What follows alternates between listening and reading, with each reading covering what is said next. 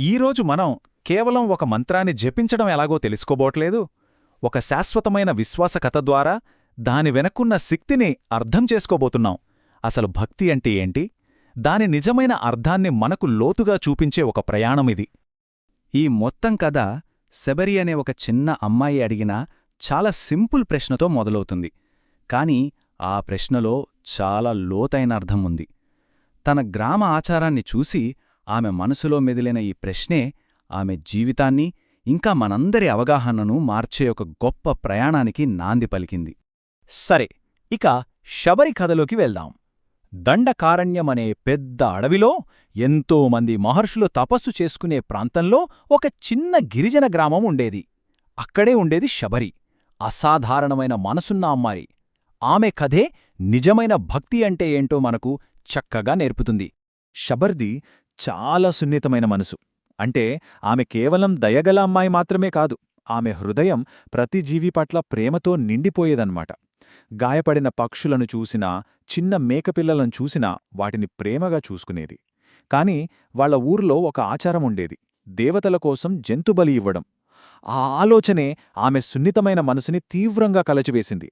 ప్రేమలేని ఇలాంటి ఆచారం తనకు వద్దని శబరి గట్టిగా నిర్ణయించుకుంది.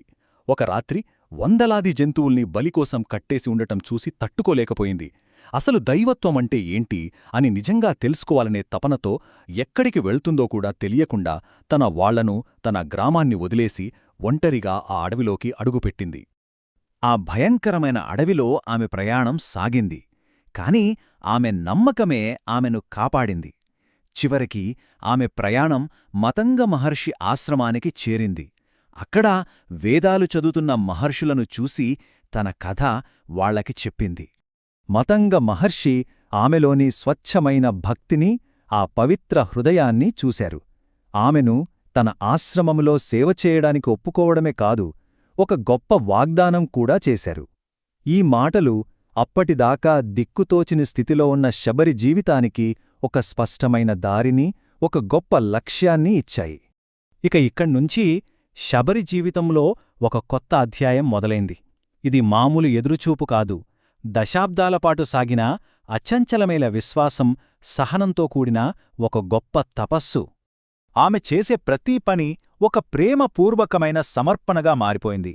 రోజూ ఉదయాన్నే ఆశ్రమాన్ని శుభ్రం చేయడం, పూలు తీసుకురావడం, నీళ్లు తేవడం, ప్రతిదీ రాముడికోసమే. అన్నింటికన్నా ముఖ్యంగా ఆమె అడవికి వెళ్లి ఎంతో తీయగా ఉండే పండ్లను వెతికి తెచ్చేది. అవి పుల్లగా కాని, చేదుగా కాని ఉండకూడదని, రాముడికి నచ్చాలని ప్రతి పండును తనే రుచి చూసేది. ఇది ఆమెకున్న స్వచ్ఛమైన ప్రేమకు నిదర్శనం కదా. రోజులు గడిచి నెలలయ్యాయి, నెలలు కాస్త సంవత్సరాలయ్యాయి. చివరకు మతంగ మహర్షి కూడా కాలం చేశారు.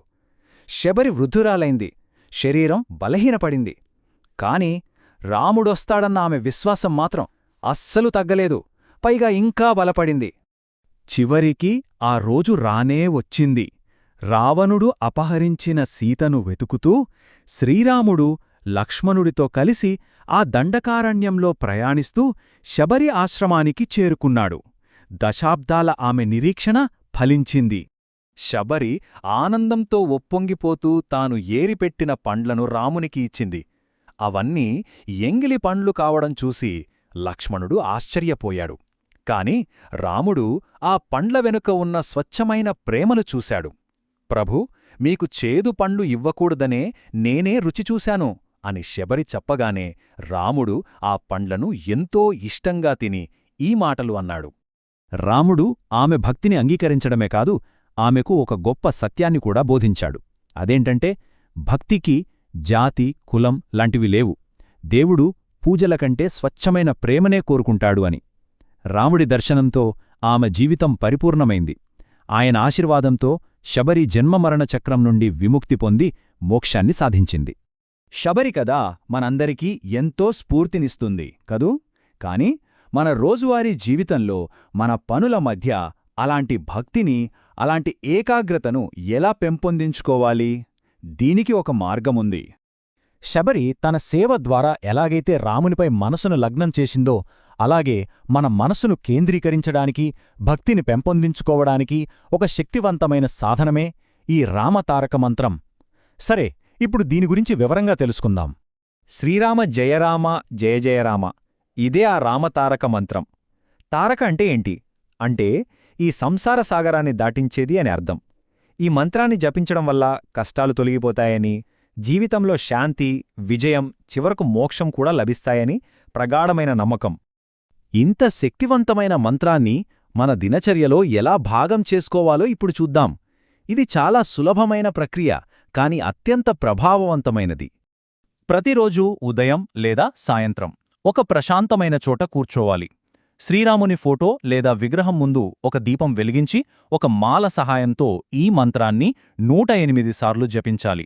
జపిస్తున్నప్పుడు మనసులో జై శ్రీరామ్ అనే భావనతో, అంటే రాముడి విజయాన్ని స్మరించుకుంటూ చెయ్యాలి అన్నమాట. సాంప్రదాయకంగా మంత్రాన్ని ఒక పూర్తి మాలతో, అంటే 108 సార్లు జపించడం చాలా మంచిది. ఈ 108 అనే సంఖ్యకు ఆధ్యాత్మికంగా ఎంతో ప్రాముఖ్యత ఉంది. ఇది మన జపానికి ఒక సంపూర్ణతను ఇస్తుంది. తారక మంత్రంతో పాటు రాముడికి అంకితం చెయ్యబడిన మరో ముఖ్యమైన మంత్రం కూడా ఉంది. అదే మూలమంత్రం. రెండింటి ప్రయోజనాలు వేర్వేరుగా ఉంటాయి. తారక మంత్రమేమో కష్టాలను అధిగమించి విజయం సాధించటం కోసం. ఇక ఓం శ్రీరామాయ నమః అనే మూలమంత్రం శాంతి, సంతోషం కోసం జపిస్తారు. సో మన అవసరాన్ని బట్టి ఎంచుకోవచ్చు. ఇప్పుడు మళ్ళీ మనం శబరి కథ దగ్గరకొద్దాం.